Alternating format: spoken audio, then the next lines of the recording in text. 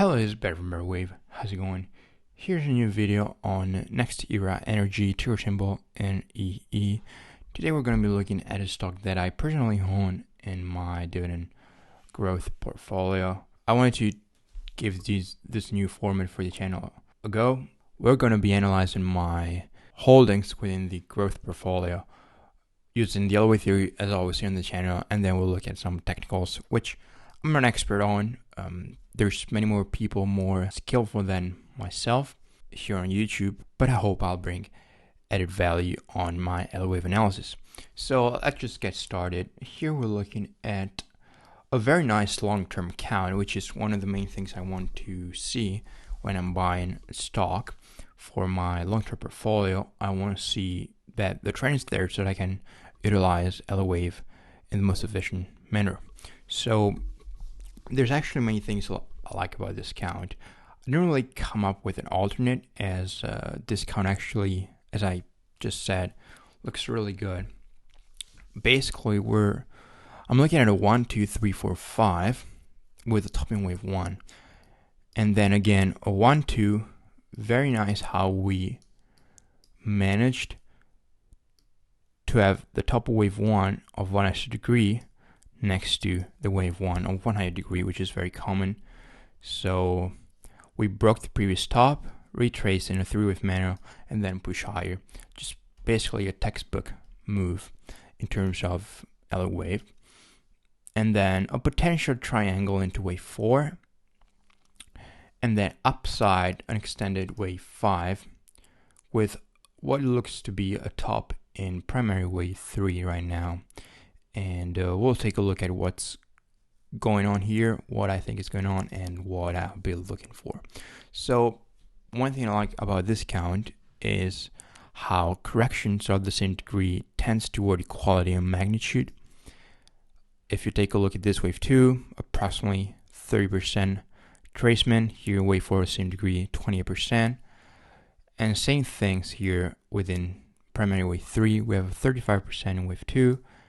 And around a 33% in wave 4, which it's a really good confluence to your count. When correction of the same degree tends toward equality, that usually means that perhaps it is true that those corrections are the same degree. Now, on the other hand, if you look at this wave 2, which is the largest retracement ever so far, which is approximately a 50% retracement, what I will look now, using the same criteria that I just applied on intermediate degree, so the red waves, is look within kind of a threshold of a 50% retracement here into wave 4, which would be around 47. So I would say the area within $48 to $45.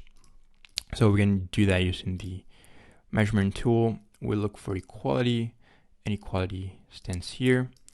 So ideally, we do get around equality, so $48.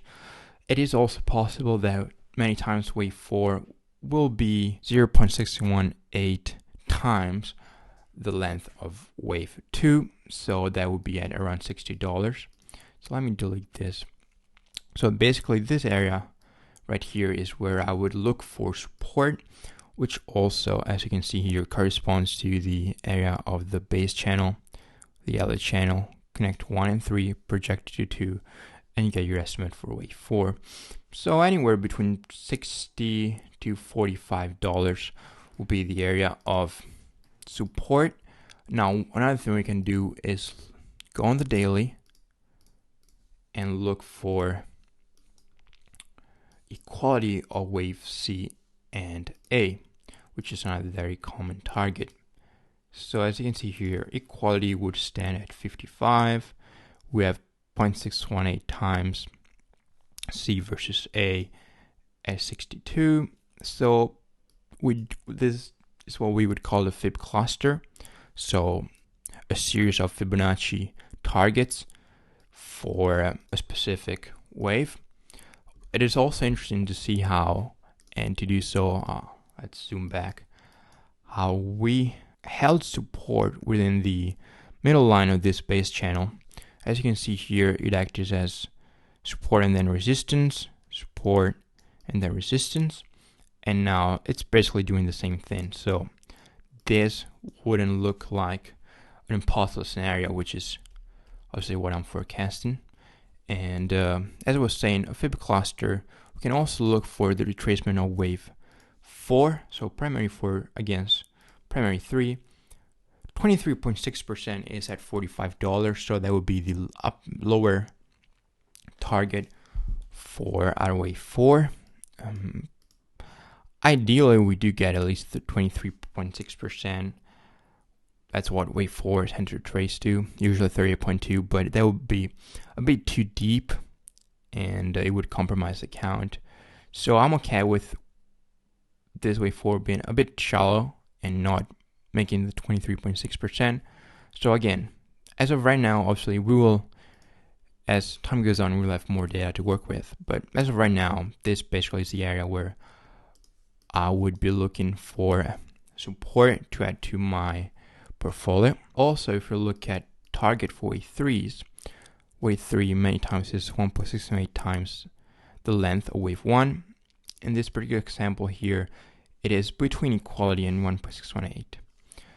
It is also interesting to notice how we used equality, so $48, and 8 is the strongest number in the market. Don't forget about that.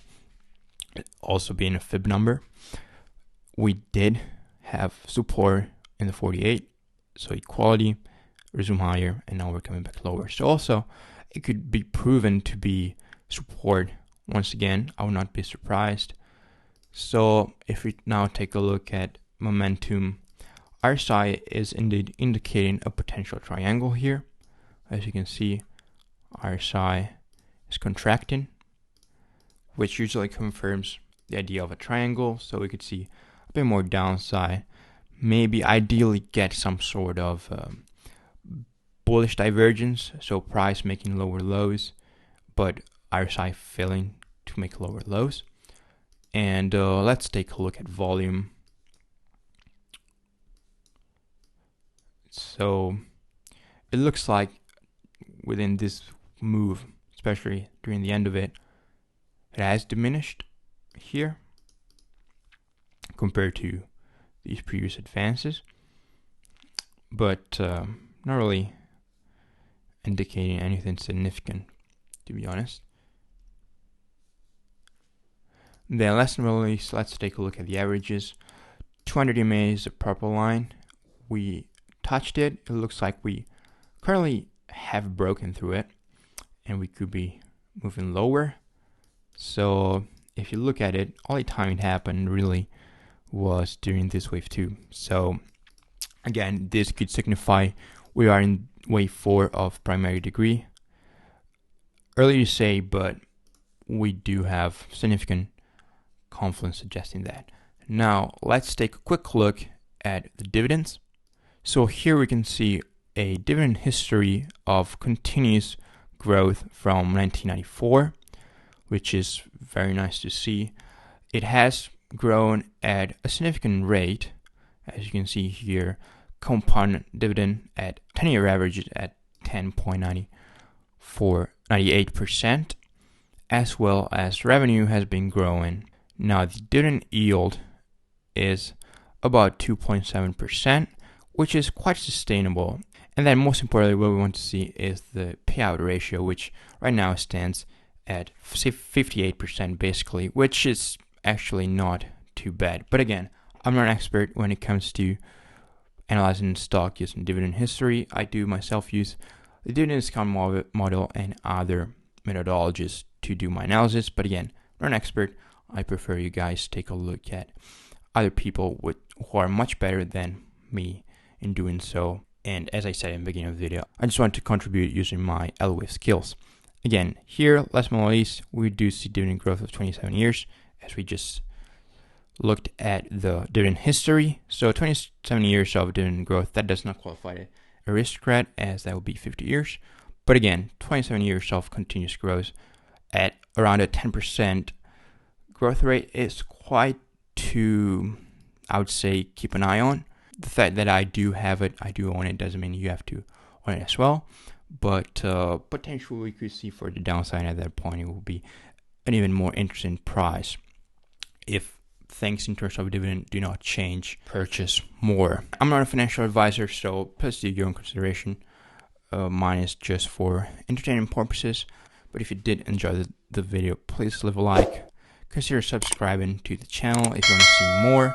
Let me know if you'd like to see my full dividend portfolio investment, and leave a comment what you think about the video, what you think about NextEra Energy. That's it for me for now.